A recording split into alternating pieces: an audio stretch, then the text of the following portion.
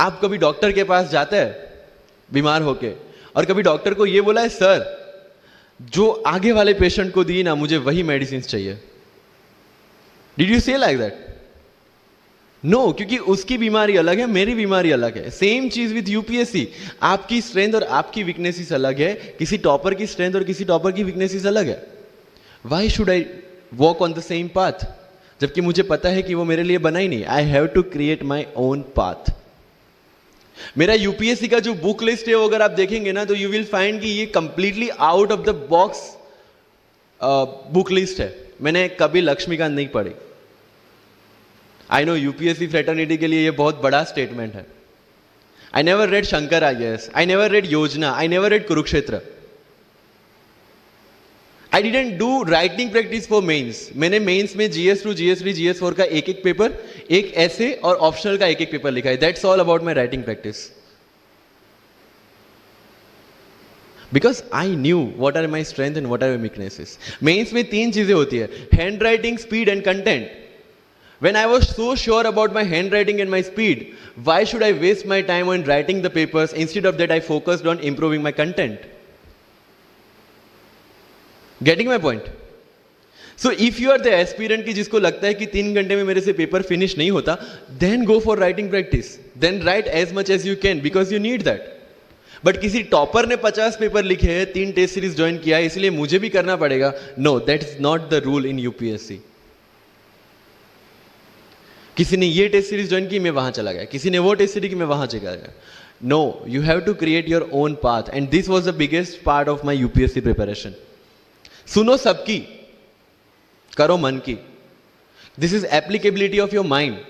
क्योंकि आपकी स्ट्रेंथ, आपकी वीकनेस आपसे ज्यादा अच्छा कोई नहीं जानता. आपके पेरेंट्स भी नहीं, आपका सबसे क्लोज टीचर भी नहीं. आपको 3 बार चीजें पढ़ के समझ में आती है, किसी को 5 बार पढ़ के समझ में आती है, किसी को 1 बार समझ में आ जाती है. But I want follow the same path जो आगे लोगों ने फॉलो किया है. वो मेरे लिए बना ही नहीं है. I have create my own path. Getting my point? Yes और नो? सो जो मजदूरी है वो सड़क पे एक इंसान 12 घंटे गड्ढा खोद के भी करता है, और एक टॉप कंपनी का सीईओ भी 12 घंटे दिमाग चला के मेहनत करता है. लेकिन how he is different from that person on the road? Because he uses his mind. In UPSC we are suppose to do the same. मुझे पता चला कि भाई लक्ष्मीकांत मेरी मेंस की रिक्वायरमेंट फुलफिल नहीं करता. प्रीलिम्स जैसे सर ने बताया was not into consideration. I know कि उसमें सिर्फ एक ब्रिज क्रॉस करना है, एक हर्डल क्रॉस करना है. अगर मैं प्रीलिम्स में 180 भी लेके आया, 190, इवन 200 भी लेके आया, तो मेंस में तो मैं सबके बराबर ही खड़ा हूं. Why to waste your time and energy on something which is just qualifying? Instead of that, put your focus and energy to something, mains and interview, कि जिसकी वजह से आपको सर्विस मिलना है. Good marks in mains ensure that you are in the list. Good marks in interview ensure that you get the service of your preference. Prelims is about quality. Mains is about quantity. Prelims में always मेरा target एक ही था. जो भी test में देता था, जो भी मैं सॉल्व करता था, I just need to cross 120. That's all. जितना सेफली मैं 120 क्रॉस कर लेता था, I put the paper aside. क्योंकि आज तक यूपीएससी का कट ऑफ कभी 120 से ऊपर गया नहीं और जाने वाला नहीं है. That was very clear in my mind.